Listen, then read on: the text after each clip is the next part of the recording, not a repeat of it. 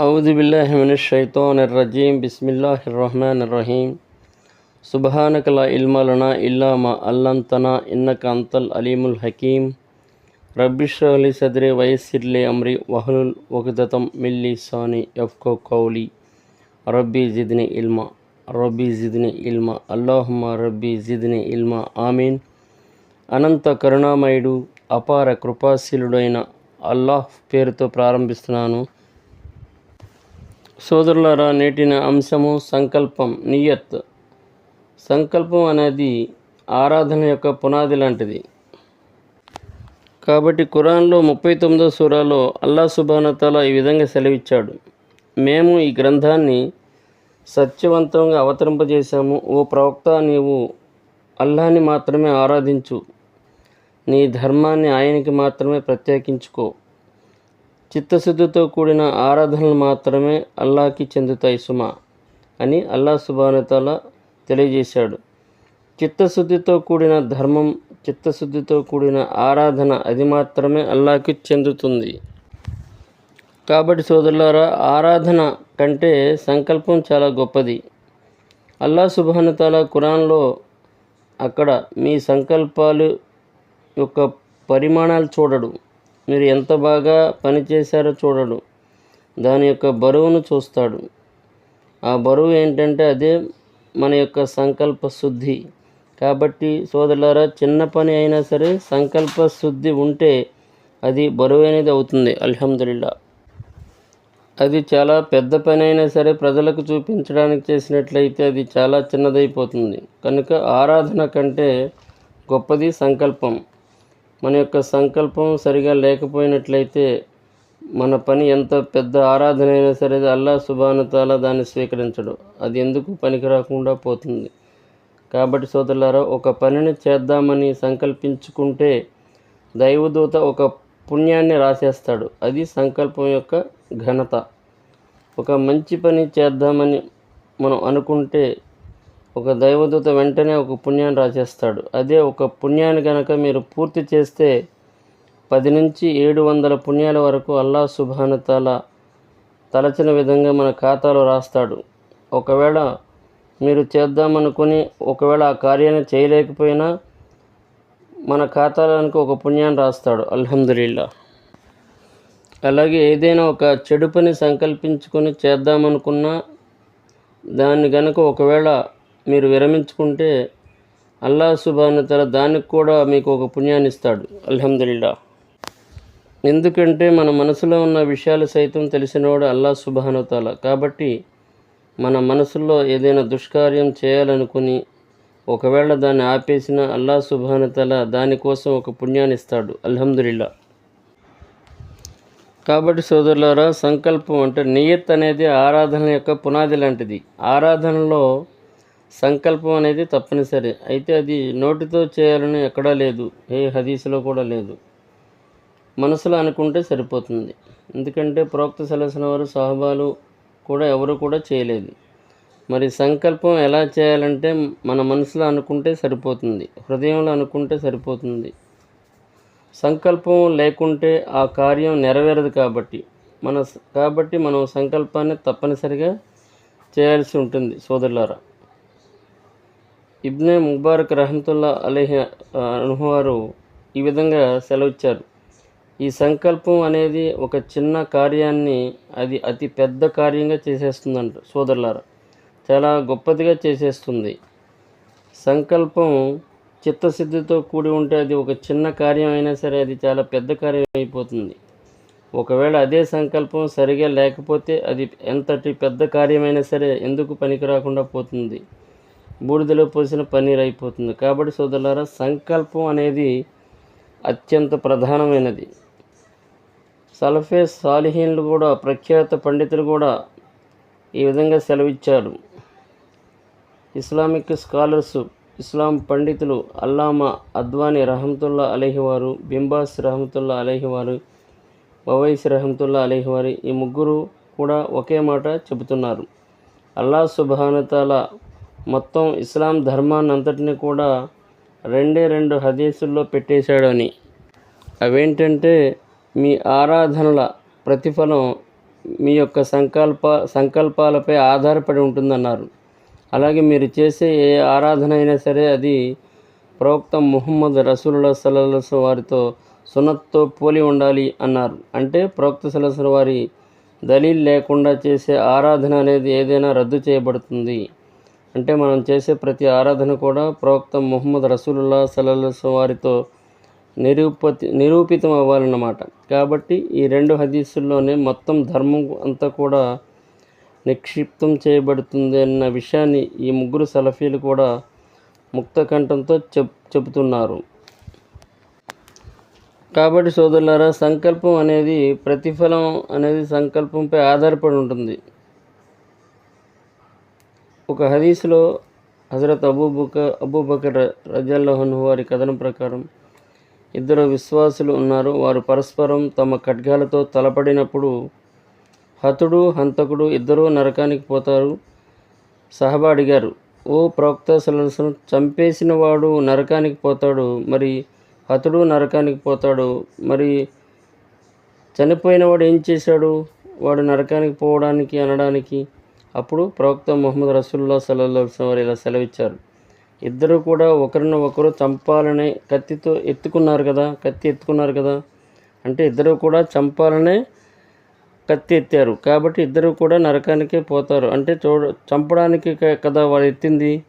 అంటే వీడి సంకల్పం వాడి సంకల్పం ఒకటే, ఒకరిని ఒకరు అంతం చేసుకోవాలనే కదా. కాబట్టి అయితే ఇద్దరు ఎవరంటే ఇద్దరు విశ్వాసులే, కానీ ఇద్దరు సంకల్పం కూడా ఇక్కడ సరిగా లేదు. కాబట్టి వారి సంకల్పం ఆధారంగా వారి కర్మల ప్రతిఫలం దొరుకుతాయి. అలాగే సంకల్పం అనేది సరిగా ఉంటే ఒక్కోసారి మనం పని చేయకపోయినా సరే పుణ్యాలు వస్తాయి. ఎవరైనా ఒక వ్యక్తి తహజుద్ నమాజ్ చేయాలనుకోండి, సంకల్పం చేసుకుని రేపు తప్పకుండా తహజుద్ నమాజ్ చేయాలని సంకల్పించుకుంటే ఒకవేళ అతను ఆ నమాజ్కి లేకపోయినా సరే ఆ తహజుద్ నమాజ్ తాలూకా పుణ్యం అతని ఖాతాలో వ్రాయబడుతుంది.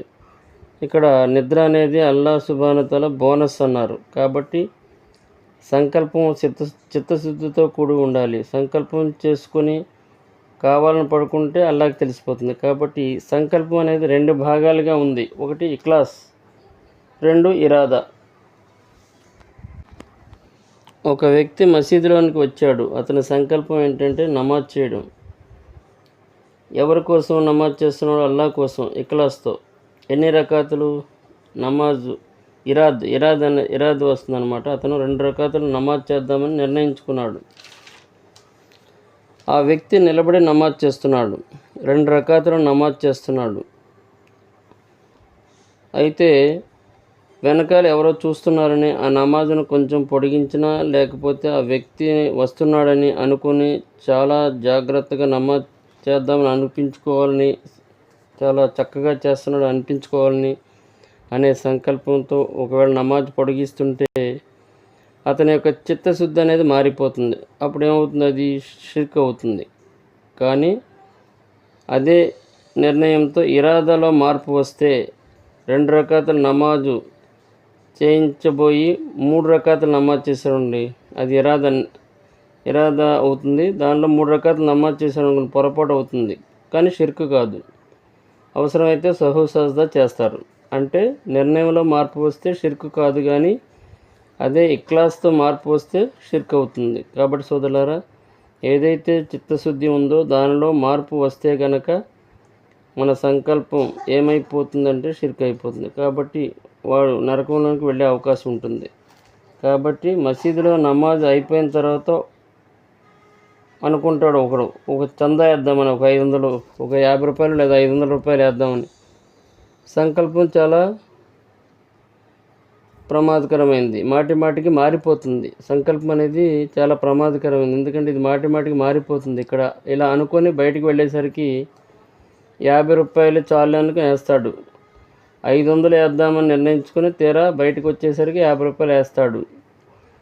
అయినా ఆ 50 రూపాయలతోనే పుణ్యం వస్తుంది, ఇందులో ఎటువంటి షిర్కు లేదు. కానీ ఇంకొకటి వస్తాడు, అతను 50 రూపాయలు ఇద్దామని నిర్ణయించుకుంటాడు. తీరా అక్కడికి వెళ్ళిన తర్వాత అందరూ చూస్తుండగా ఆ 50 రూపాయలు ఇస్తే ఏముంది అని చెప్పి 500 ఇది వేద్దామని అనుకొని 500 వేస్తాడు. అందరూ చూస్తుండగా అక్కడ చిత్తశుద్ధి మారిపోతుంది. ఎవరి కోసం ఇక్కడ నిర్ణయం? అల్లా కోసం కాకుండా అక్కడ వెళ్ళేసరికి వాళ్ళందరూ చూడాలని ప్రజల మెప్పు కోసం 50 రూపాయలు కాస్త 500 ఇచ్చేస్తాడు. అప్పుడు కాస్త అది సంకల్పంలో మొత్తం మారిపోతుంది. కాబట్టి అది షిర్కులోకి వెళ్ళే అవకాశం ఉంటుంది. కాబట్టి సోదరులారా, సంకల్పం అనేది మనిషి జీవితంలో అత్యంత ప్రధానమైనది. మరియు ఆరాధనలకు పునాది సంకల్పం. సంకల్పం సక్రమంగా ఉన్నట్లయితే ఆ ఆరాధన అనేది నిలబడుతుంది.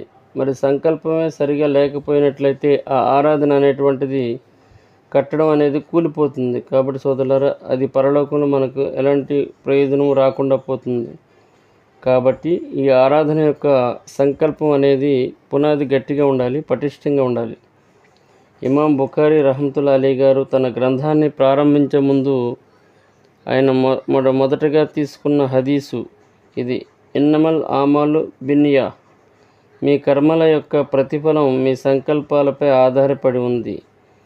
ఎటువంటి సంకల్పంతో మీరు పనిచేస్తున్నారో, సత్కార్యాలు చేస్తున్నారో అది చివరికి నమాజ్, రోజా, జకాత్, దావత్, ఏదైనా హజ్ ఏదైనా కానివ్వండి, ప్రతిదానికి సంకల్పం ఉంది. సంకల్పం లేని ఆరాధన అనేది నెరవేరదు. సంకల్పం కాబట్టి తప్పనిసరి. అయితే ఆ సంకల్పాన్ని నోటితో చెప్పాలని ఎక్కడా లేదు. మనం వింటున్నాం, నేను ఫలానా నమాజ్ చేస్తున్నాను అనేది కనీసం హదీస్ కాదు కదా, జైఫ్ హదీస్లో కూడా ఎక్కడా లేదు. ప్రవక్త ముహమ్మద్ సల్లల్లాహు అలైహి వసల్లం కానీ, సహబాలు కానీ, సలఫే సాలిహీన్లు కానీ నోటితో సంకల్పం బయటికి చెప్పినట్లుగా కనీసం హదీస్లో కాదు కదా, జైఫ్ హదీస్లో కూడా ఎక్కడ కూడా లేదు. ఇవన్నీ ఏంటంటే కేవలం కల్పితాలు మాత్రమే. కాబట్టి సోదరులారా, సంకల్పం నోటితో చెప్పాలని లేదు. సంకల్పం ఎలా చేయాలంటే అది మనసులో చేసేది, అది హృదయంలో చేసేది. కాబట్టి సోదరులారా, సంకల్పం అయితే తప్పనిసరి. సంకల్పం అనేది లేకపోతే ఆ కార్యం నెరవేరదు. కాబట్టి సంకల్పాన్ని తప్పనిసరిగా చేయాల్సి ఉంటుంది. కాబట్టి దైవ ప్రవక్త, మహాప్రవక్త ముహమ్మద్ రసూలుల్లాహి సల్లల్లాహు అలైహి వసల్లం వారు ఇలా సెలవిచ్చారు: అల్లా సుబ్హానహు తఆలా మీ శరీరాలను చూడడు, మీ రూపురేఖలను చూడడు, మీ ముఖాలను చూడడు, మీ అంతరంగాలను, మీ హృదయాలను, అలాగే మీ ఆచరణ మాత్రమే చూస్తాడని.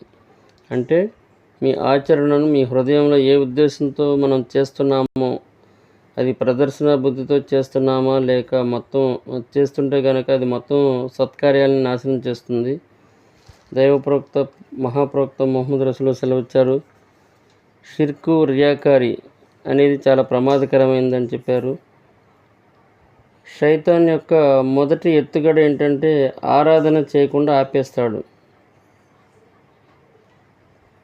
శైతాన్ యొక్క రెండవ పన్నాగం ఏంటంటే అది ఏదో విధంగా మన యొక్క సంకల్పాన్ని పాడు చేయడం. కాబట్టి సోదరులారా, మన సంకల్పాన్ని సరిచేసుకోవాలి.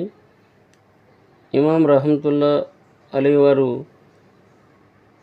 ఈ విధంగా సెలవిచ్చారు: నా జీవితంలో అతి కష్టమైన పని ఏమిటంటే నా సంకల్పాన్ని సరిచేసుకోవడం.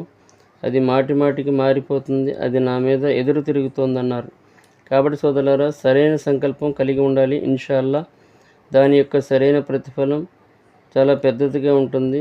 అల్లాహ్ సుబ్హానహు తఆలా మనందరినీ కూడా మనం చెప్పడం కంటే, వినడం కంటే ఆచరించే భాగ్యం మనందరికీ కలగాలని దువా చేస్తూ నా యొక్క అంశాన్ని ముగిస్తూ, వాఖిర్ దావానా అల్హమ్దులిల్లాహి రబ్బిల్ ఆలమీన్.